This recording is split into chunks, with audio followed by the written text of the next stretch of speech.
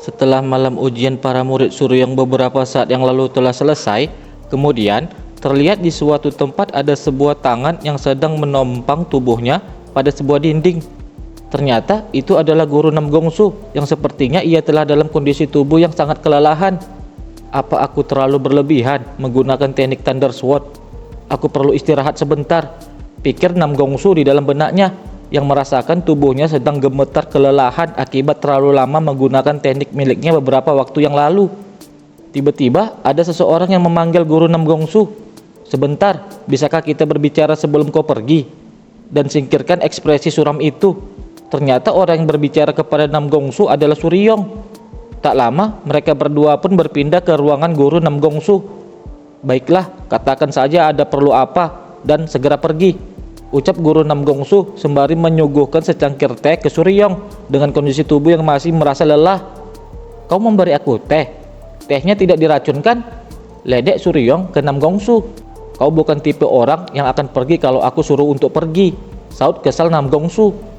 "Kelihatannya kita semakin memahami satu sama lain," ucap lagi Suryong ke Namgongsu. "Cukup basa-basinya, langsung ke intinya saja," balas Namgongsu. "Pertama, terima kasih atas pengajaran spesialmu tadi. Pengajaranmu sangat membantu untuk para siswa, sangat berkesan dalam banyak hal," terang Suryong ke Namgongsu.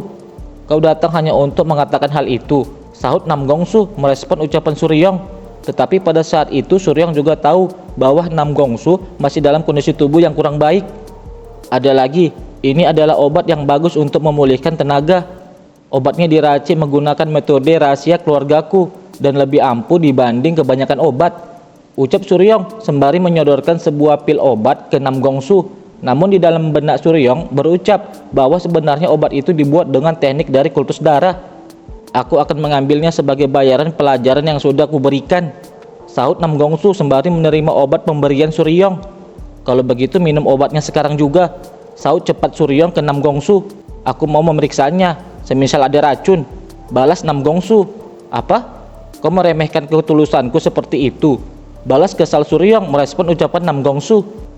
"Terima kasih," saut lagi Namgongsu sembari tersenyum tipis dan akan meminum obatnya. "Hah?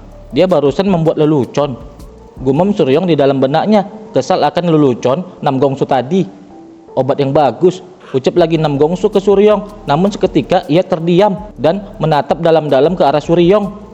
"Apa yang kau lakukan? Kenapa kau menatapku begitu? Kau mau ngomong apa?" ucap Suryong ke Namgongsu. "Aku akan mengakuinya," saut Namgongsu. Ketika Namgongsu berucap seperti itu, sontak saja membuat ekspresi Suryong seperti tidak mempercayai atas apa yang ia dengar. "Setelah kedatanganmu ke sini, suasana akademi berubah. Ku dengar bahwa tahun ini Akademi Azure Dragon mungkin menyebabkan perubahan di Festival Heavenly Martial. Jangan terlalu senang. Di pertemuan para instruktur baru yang akan kau hadiri, semua orang akan memastikan kebenaran rumor yang ada. Mereka akan berusaha mempermalukanmu bagaimanapun caranya secara gamblang. Jangan meremehkan ini, karena kau membawa nama Akademi Azure Dragon. Aku akan membereskan insidennya. Jadi," jelas Namgongsu ke Suryong, namun seketika ucapannya itu terhenti. "Jadi mengacau saja tanpa memperdulikan akibatnya," saut Suryong menyela ucapan Namgongsu. "Aku sudah mengatakan yang diperlukan, kau bisa pergi sekarang," lanjut ucap Namgongsu sembari ia memegang sebuah buku catatannya. Melihat hal itu, Suryong bergumam di dalam benaknya. Sepertinya tiap hari dia mencatat pengajarannya di buku setelah kelas berakhir. Sebelum Suryong meninggalkan ruangan kerja Namgongsu, Suryong bertanya kembali. "Kenapa kau terobsesi dengan kesuksesan dan kegagalan?" tanya Suryong. "Bukan aku yang memutuskan kedua hal itu, tapi dunialah yang melakukannya.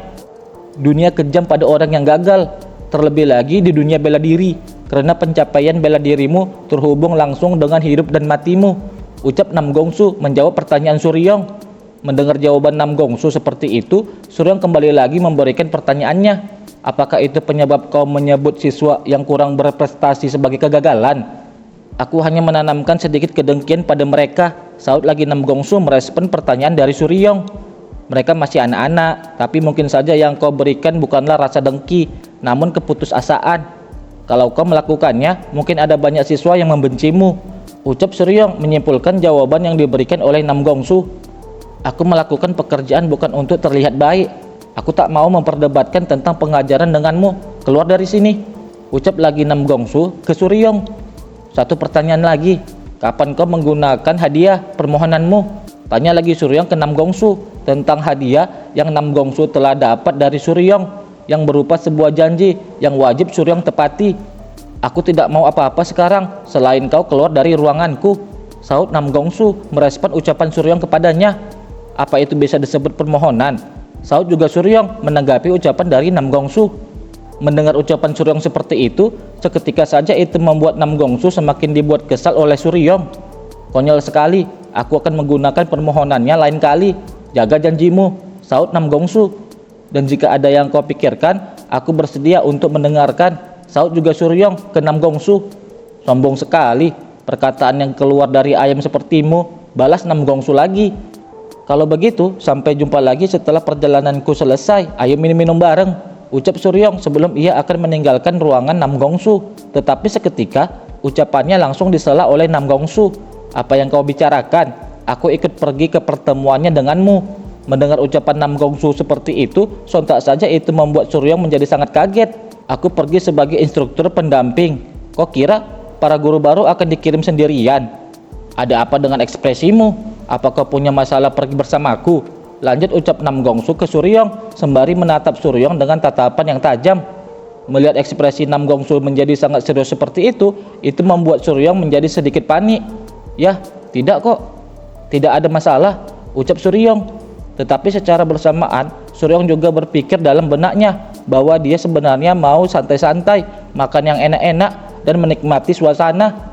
Seketika, Nam Gongsu langsung menebak apa yang telah Suryong pikirkan kala itu.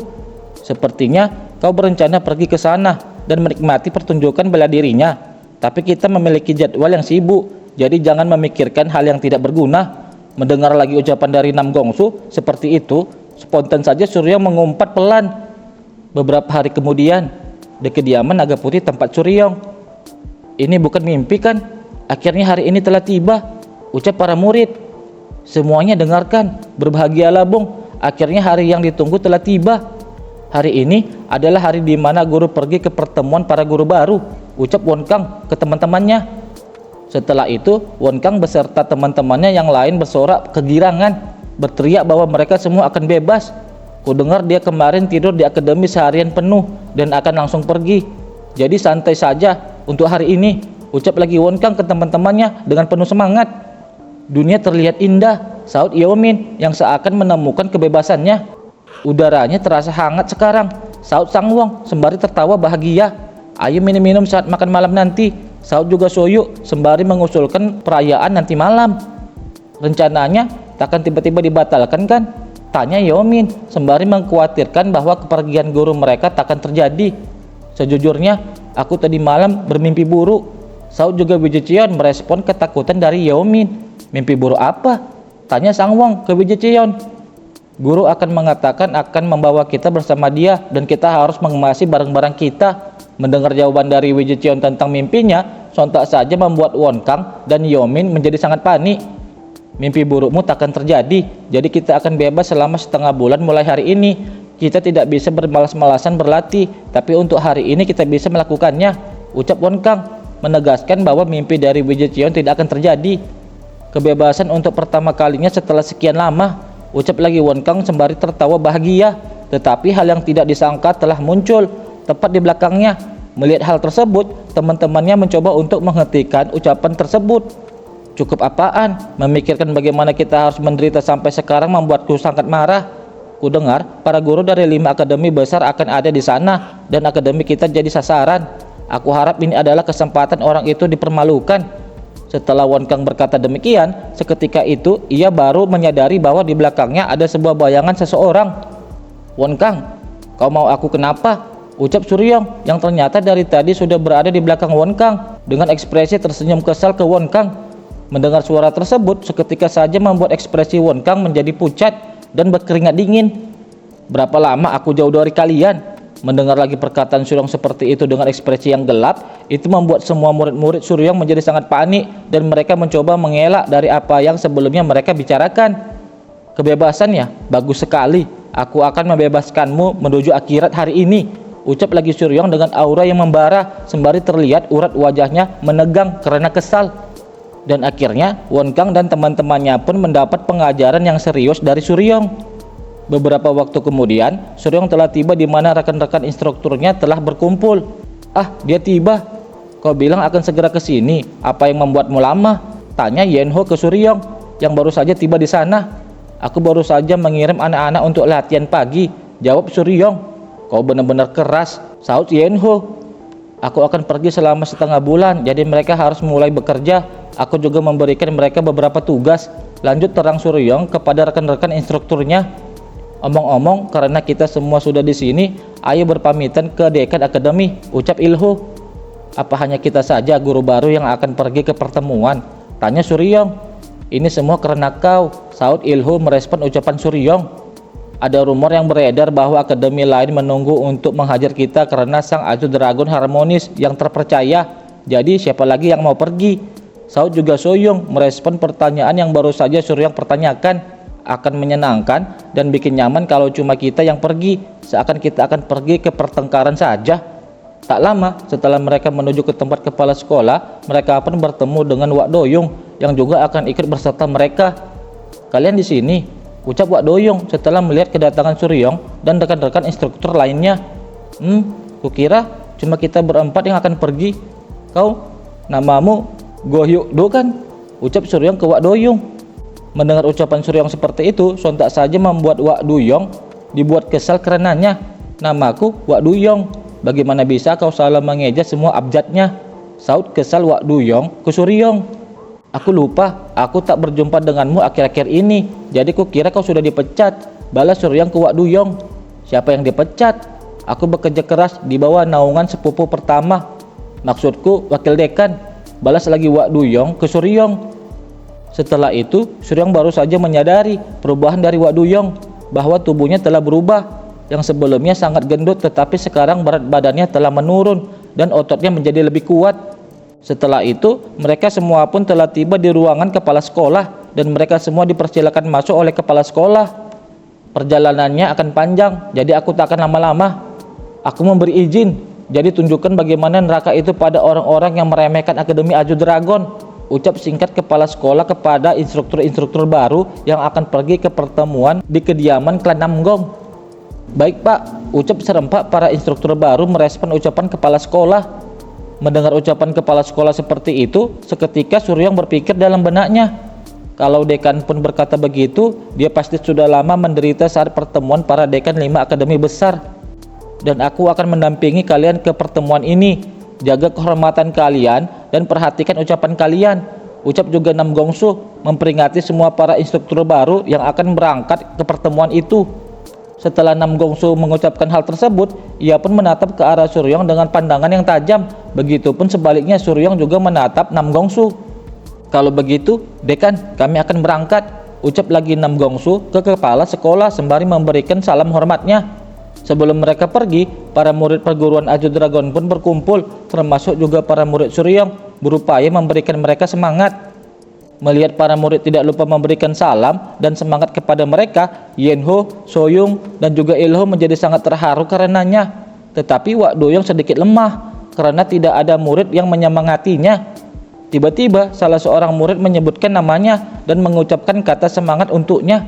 Mendengar ucapan itu, sontak saja Wak Doyong kaget, tak menyangka. "Terima kasih, aku pasti akan mengharumkan nama Akademi Aju Dragon," ucap Wak Doyong dengan sangat bersemangat setelahnya. Tetapi kala itu, Suryong terus menatap ke para murid-muridnya dengan tatapan yang serius. Melihat tatapan Suryong ke arah mereka, itu membuat mereka menjadi sangat ketakutan. Kelihatannya belum cukup ya latihannya, sehingga kalian para bajigur ada di sini. "Yah, tetap saja, terima kasih," ucap Suryong ke murid-muridnya yang nakal itu. "Kami akan kembali," lanjut ucap Suryong, sembari mereka telah pergi meninggalkan perguruan Aju Dragon menuju klan Namgong.